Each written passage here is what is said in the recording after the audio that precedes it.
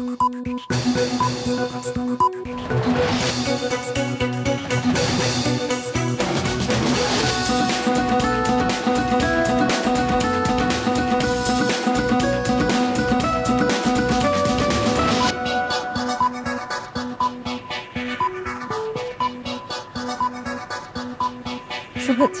সবাইকে স্বাগত সন্ধ্যার মাছরাঙা সংবাদে।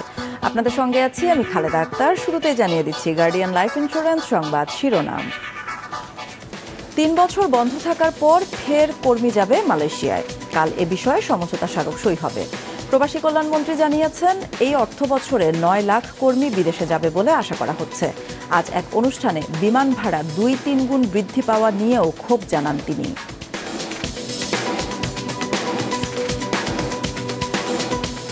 বিজয়ের সুবর্ণ জয়ন্তী এবং মুজিব বর্ষ উপলক্ষে রাজধানী সহ সারা দেশে শোভাযাত্রা করেছে আওয়ামী লীগ।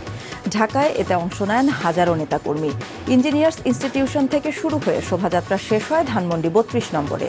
এতে অংশ নেয় নেতারা দেশের বিরুদ্ধে ষড়যন্ত্র রুখে দিতে সবাইকে এক থাকার আহ্বান জানান। টানা ৩ দিনের ছুটিতে প্রচুর মানুষ ঘুরতে গিয়েছে পর্যটন স্পটগুলোতে। বিশেষ করে কক্সবাজার ও কুয়াকাটায় এখন তিল ধারণের জায়গা নেই। এই সুযোগে কিছু হোটেল মোটেল থাকা ও খাওয়ায় বাড়তি টাকা নিচ্ছে বলে অভিযোগ উঠেছে। অভিযোগ প্রমাণ হলে ব্যবস্থা নেওয়ার হুঁশিয়ারি দিয়েছে প্রশাসন।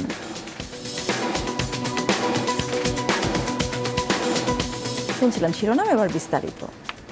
৩ বছর বন্ধ থাকার পর আবারও মালয়েশিয়ায় কর্মী যাওয়া শুরু হচ্ছে। এজন্য দুই দেশের মধ্যে কাল একটি সমঝোতা স্মারক সই হবে। সকালে রাজধানীতে অভিবাসী দিবসের অনুষ্ঠানে প্রবাসী কল্যাণমন্ত্রী আরও জানান, চলতি অর্থ বছরে অন্তত ৯ লাখ কর্মী বিদেশে যাবে বলে আশা করা হচ্ছে। মাশরাক রাহাত জানাচ্ছেন বিস্তারিত। বাংলাদেশ থেকে ৩ বছর পর আবারও নতুন কর্মী নেওয়া শুরু করতে যাচ্ছে মালয়েশিয়া। এজন্য একটি সমঝোতা স্মারক চূড়ান্ত করা হয়েছে, যা কাল সই হচ্ছে মালয়েশিয়ায়। আন্তর্জাতিক অভিবাসী দিবস উপলক্ষে আয়োজিত এই অনুষ্ঠানে প্রবাসী কল্যাণ মন্ত্রী জানান, সমঝোতা স্মারক সইয়ের পর কোন প্রক্রিয়ায় কিভাবে কর্মী যাবে তা চূড়ান্ত করা হবে। এবার কর্মী বাছাই করা হবে জনশক্তি কর্মসংস্থান ও প্রশিক্ষণ ব্যুরোর ডেটা ব্যাংক থেকে।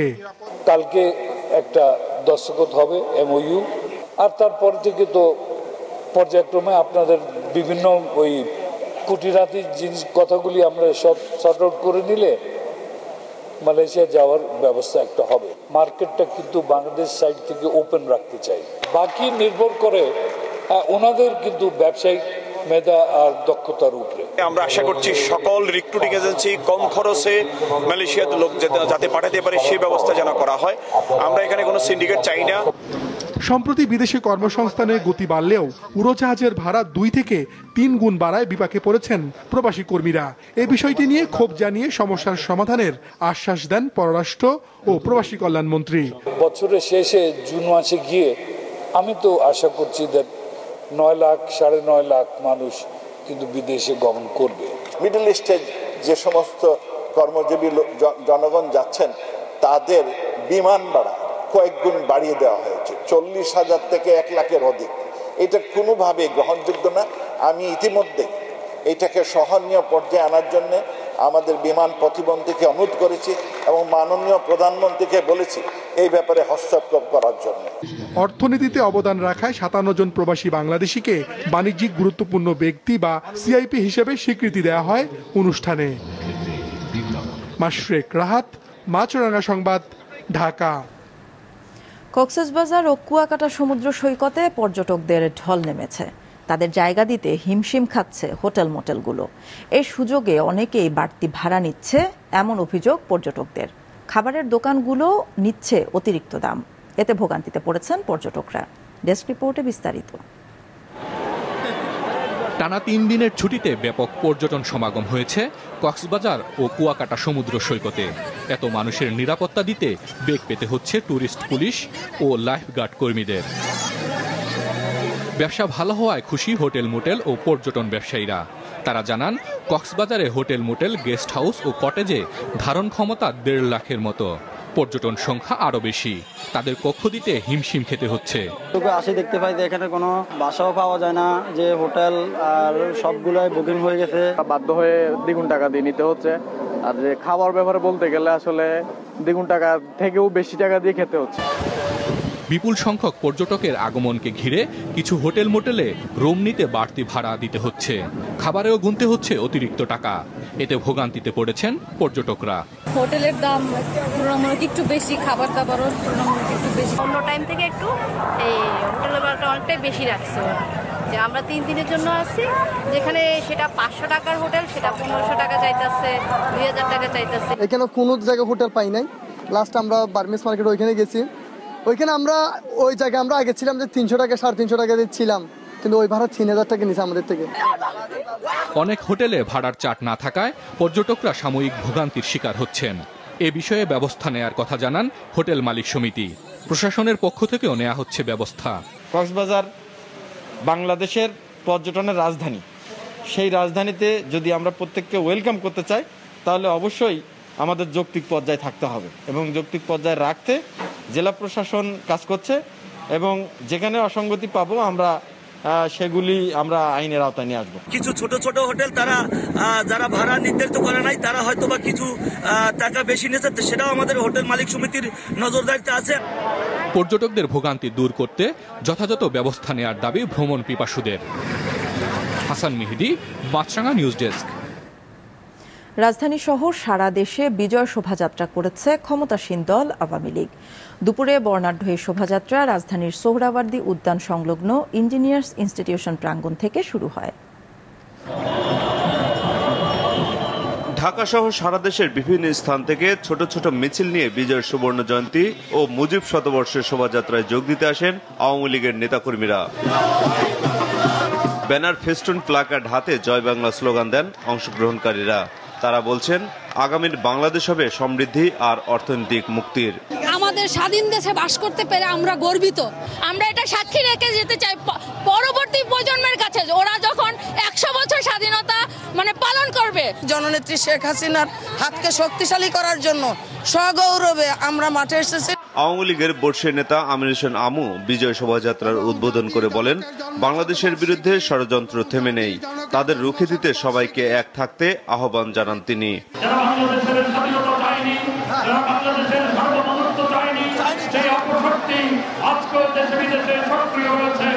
আমরা সমস্ত অপশক্তিকে পদদলিত করে বঙ্গবন্ধু সরকারের নেতৃত্বে বাংলাদেশকে ইনশাআল্লাহ স্বপ্নের ঠিকানায়, বঙ্গবন্ধুর স্বপ্নের ঠিকানায় পৌঁছে দেব।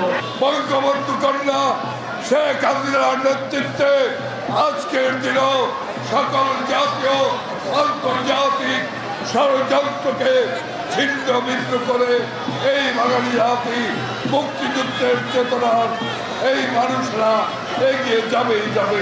আজকে শেখ হাসিনা শুধু বাংলাদেশের প্রধানমন্ত্রী নন, তার এই অগ্রযাত্রার মধ্য দিয়ে, তার এই রাষ্ট্রনায়কত্ব কর্মকাণ্ডের মধ্য দিয়ে তিনি পৃথিবীর মধ্যে অন্যতম একজন রাষ্ট্রনায়ক হিসেবেও নিজেকে প্রতিষ্ঠা করতে সক্ষম হয়েছেন। আজকে জাতীয় আন্তর্জাতিক সমস্ত ষড়যন্ত্রকে পদদলিত করে যেমনি তিনি পদ্মা ব্রিজ সহ এই দেশের উন্নয়ন পরিকল্পনা এগিয়ে নিয়ে যাচ্ছেন, বঙ্গবন্ধু স্বপ্নের সোনার বাংলা কায়েম করতে হবে, তার হাতকে শক্তিশালী করতে হবে। শোভাযাত্রাটি সোহরাওয়ার্দী উদ্যানের সামনে থেকে শুরু হয়ে শাহবাগ, এলিফ্যান্ট রোড হয়ে ধানমন্ডির 32 নম্বরে ঐতিহাসিক বঙ্গবন্ধুর ভবনে গিয়ে শেষ হয়। কেন্দ্রীয় কর্মসূচির অংশ হিসেবে দেশের বিভিন্ন জেলাতেও বিজয় শোভাযাত্রা করেছে আওয়ামী লীগ। মাহমুদুল হাসান, মাছরাঙা সংবাদ, ঢাকা। রাজধানীর মহাখালীতে Bangladesh college of physicians and surgeons BCPS-এ আগামীকাল পর্যবেক্ষণমূলকভাবে করোনার বুস্টার ডোজ দেওয়া হবে বলে জানিয়েছেন স্বাস্থ্য ও পরিবার কল্যাণ মন্ত্রী জাহিদ মালেক। দুপুরে মানিকগঞ্জ সদর উপজেলার শুভ্র সেন্টারে মেধাবী বৃত্তি, দরিদ্রদের মাঝে ঢেউটিন, নগদ টাকা ও শীতবস্ত্র বিতরণকালে একথা জানান মন্ত্রী। এ সময় তিনি আরও বলেন, সম্মুখ সারির করোনা যোদ্ধা ও ষাটোর্ধ্ব ব্যক্তিদের মধ্যে এই বুস্টার ডোজ টিকা দেয়া হবে। তাদের ফাইজারের টিকা দেওয়ার পরিকল্পনা করা হচ্ছে। যারা 6 মাসের বেশি সময় আগে করোনার 2 ডোজ টিকা নিয়েছেন তারা বুস্টার ডোজ পাবেন বলে জানান স্বাস্থ্যমন্ত্রী। যাদের 6 মাসের বেশি হয়ে গেছে এবং যারা 9 মাস 1 বছর হয়ে গেছে তাদেরকেই আমরা প্রথমে তারাই পাবে, কারণ তারা 2 ডোজ নিয়েছে এবং 6 মাস পরে বুস্টার বিষয়টা আসে। অনেকেই পেয়েছেন, যারা আগে শুরু করেছে তারা আগে পাবে। কয়েকদিন ধরে দেশের উত্তরাঞ্চলের জেলাগুলোতে জেঁকে বসেছে শীত।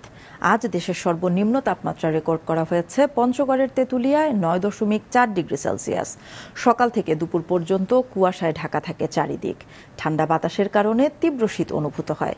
দুপুরে কিছু সময়ের জন্য সূর্যের দেখা মিললে তাপমাত্রা কিছুটা বাড়ে।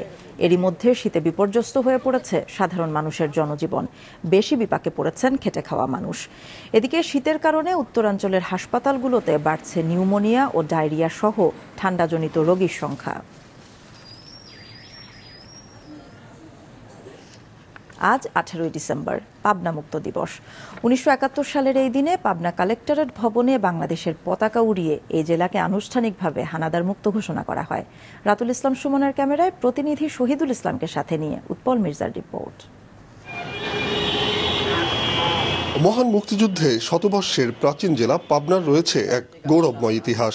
1971 সালের 28 মার্চ ঐতিহাসিক টেলিফোন ভবন এবং পুলিশ লাইন্স যুদ্ধে মাত্র 3 দিনেই এ জেলার দামাল মুক্তিযোদ্ধারা সব পাকিস্তানি হানাদারকে হত্যা করে দেশের মধ্যে প্রথম পাবনাকে 15 দিনের জন্য শত্রুমুক্ত করেন। মুক্তিযুদ্ধের সেই ধারাবাহিকতায় 1971 সালের 16 ডিসেম্বর দেশের স্বাধীনতাও অর্জিত হলেও তখন পাবনার সুধানগরে পাকিস্তানি হানাদারদের সঙ্গে মুক্তিযোদ্ধাদের যুদ্ধ চলছিল। প্রায় 3 দিনের যুদ্ধে মুক্তিযোদ্ধাদের চতুর্মুখী আক্রমণে টিকতে না পেরে 18 ডিসেম্বর হানাদাররা পালিয়ে যায়। পরে ওই দিনই তারা আনুষ্ঠানিকভাবে আত্মসমর্পণ করে তৎকালীন যৌথ বাহিনীর কমান্ডার ক্যাপ্টেন নন্দার কাছে। টেলিগ্রাম অফিসে মার্চের যুদ্ধে 53 জন সেনা আত্মসমর্পণ করেছিল। আমরা তাদের সবাইকে মেরে ফেলেছিলাম। আমরা আত্মসমর্পণ বুঝতাম না, যার ফলে পাকিস্তান সেনারা আমাদের কাছে আত্মসমর্পণ করতে রাজি হয়নি। তখন ক্যাপ্টেন নন্দার নেতৃত্বে 18 ডিসেম্বর মিত্রবাহিনীর কাছে তারা আত্মসমর্পণ করে।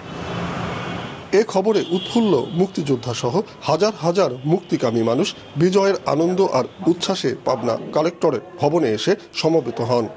হাজার হাজার মানুষ, বাংলার দামাল কামাল কৃষক শ্রমিক মেহনতি মানুষের আনন্দ উল্লাসে আমাদেরকে বরণ করে নিল। আমরা হতবাক হয়ে গেলাম যে মানুষের মনে এত আনন্দ। যাই হোক, শেষ পর্যন্ত আমাদের 18 তারিখের দিকে মুক্ত হয়ে গেল।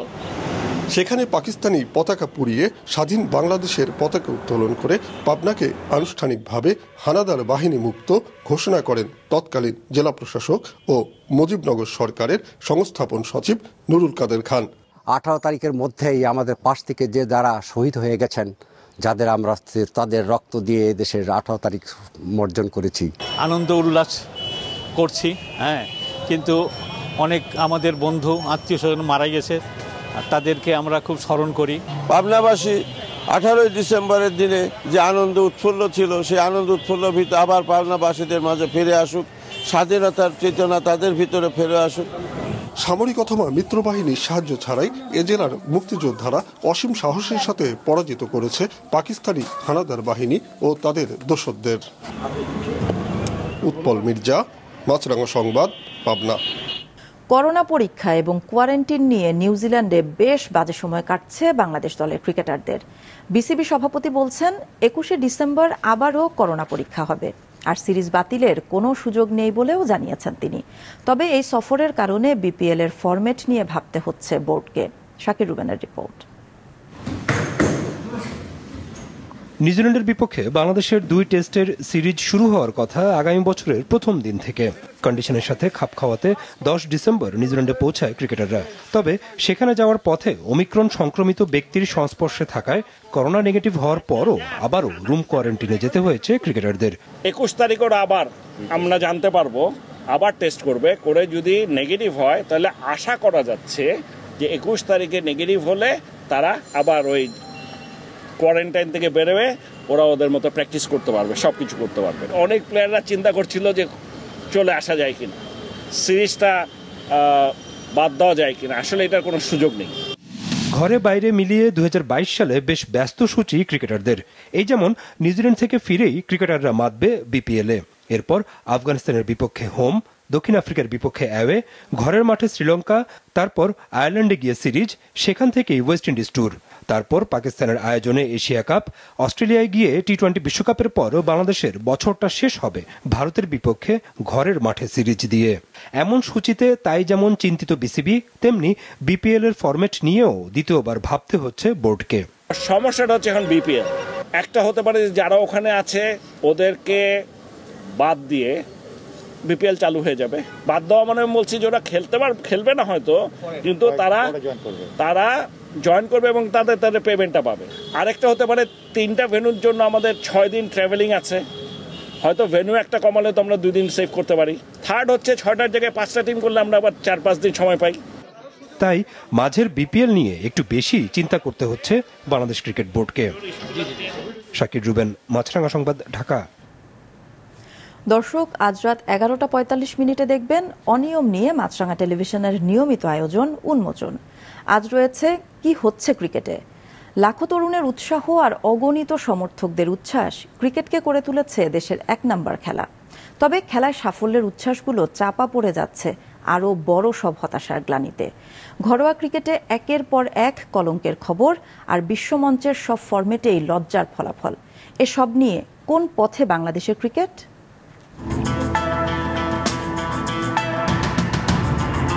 ক্রিকেট পলিটিক্সে আমরা আসলে পারি না। মাঠে গেলে আমরা আগেই বুঝতে পারি যে আজকে আমরা ম্যাচ হেরে যাব। একটা ভালো প্লেয়ার খেলতে পারে না, পুরো টিম শেষ করে দিচ্ছে সরকারি টিমগুলা। তোরা 400 রান করলে আজকে ম্যাচ জিততে পারবি না, এটা একটা আনফেয়ারের কথা। একটা ওয়াইড বলে যদি একটা ছেলেকে আউট করে দেওয়া হয়, তারা ক্রিকেট থাকে? তারা খেলাধুলা না করে তারা সিলেকশনের মাধ্যমে এই পর্যন্ত করে আসতেছে।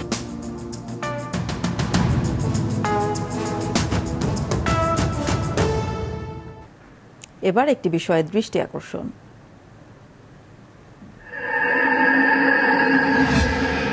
রাজধানীর খিলগাঁও বাসাবো এলাকায় ইউলুক থাকলেও তা ব্যবহার করেন না বেশিরভাগ মোটরসাইকেল চালক। তারা ইউটার্ন নিচ্ছেন রোড ডিভাইডারের ভাঙা অংশ দিয়ে, ফলে মাঝে মধ্যেই ঘটছে দুর্ঘটনা। এই অনিয়ম বন্ধে কোনো ভূমিকা রাখছেন না দায়িত্বরত ট্রাফিক পুলিশরাও। পথচারী সহ সচেতন মানুষের দাবি, দুর্ঘটনা রোধে এটি বন্ধে দ্রুত পদক্ষেপ নেওয়া হোক। আমি এখান থেকে যাই না, আমি ইমার্জেন্সিতে এই লোক করে আছে, দাঁড়িয়ে আছে। না ভাই, আমার তেল শেষ তো, এর জন্য যাইতে হবে ভাই আমার। ঠিক আছে, আপনার কথা ঠিক আছে, অবশ্যই এটা আমাদের ঠিক না। আজকে একটু তারাই আছে। গত পরশুদিন এখানে একটা অ্যাক্সিডেন্ট হয়েছে, এটা রাস্তা পার হইতে যায়, কিন্তু আপনার জন্য তো রিস্ক। এটা তো রাস্তা পার হওয়ার জায়গা না। রাস্তার মাঝখানে রানিং রাস্তা, ইউলুপ নাই, কিন্তু ইউটার্ন নাই। এরপরে এই যে রাস্তা ভাঙা আছে, কাটা আছে, এতে ঢুকাইয়া দেয় দিলে রিক্সা মিক্সা সিএনজি মিএনজি অনেক সময় বাড়ি বুড়ি খায়। রাতে সংবাদ শেষ করার আগে গার্ডিয়ান লাইফ ইন্স্যুরেন্স সংবাদ শিরোনামগুলো আরও একবার। 3 বছর পর ফের মালয়েশিয়ায় কর্মী যাওয়া শুরু হচ্ছে। কাল সমঝোতা স্মারক সই, প্লেন ভাড়া 2-3 গুণ বাড়ার বৃদ্ধি পাওয়ায় মন্ত্রীর ক্ষোভ। বিজয়ের সুবর্ণ জয়ন্তী এবং মুজিব বর্ষ উপলক্ষে সারা দেশে আওয়ামী লীগের শোভাযাত্রা। দেশের বিরুদ্ধে ষড়যন্ত্র রুখে দিতে নেতাকর্মীদের প্রতি আহ্বান। 3 দিনের ছুটিতে পর্যটন কেন্দ্রগুলোতে মানুষের ঢল। কক্সবাজার ও কুয়াকাটায় থাকা খাওয়ায় বাড়তি টাকা নেওয়ার অভিযোগ, প্রশাসনের হুঁশিয়ারি। এই ছিল এখনকার মতো। ফেসবুকে আপডেট পেতে ভিজিট করুন মাছরাঙা টেলিভিশনের পেজে। ইউটিউব চ্যানেলেও যে কোনো সময় দেখতে পারেন আমাদের সংবাদ, প্রতিবেদন ও অনুষ্ঠান। দর্শক, যাবার আগে মনে করিয়ে দেই, করোনা ভাইরাস থেকে বাঁচতে টিকা নেয়াই যথেষ্ট নয়। স্বাস্থ্যবিধি মেনে চলা, বিশেষ করে মাস্ক পরার কোনো বিকল্প নেই। বাইরে বের হলে নিজে মাস্ক পরুন, অন্যকেও পরতে উৎসাহিত করুন। এতক্ষণ সঙ্গে থাকার জন্য সবাইকে ধন্যবাদ জানিয়ে খালেদা আক্তার শেষ করছি সন্ধ্যার মাছরাঙা সংবাদ। এই দিন এইভাবে।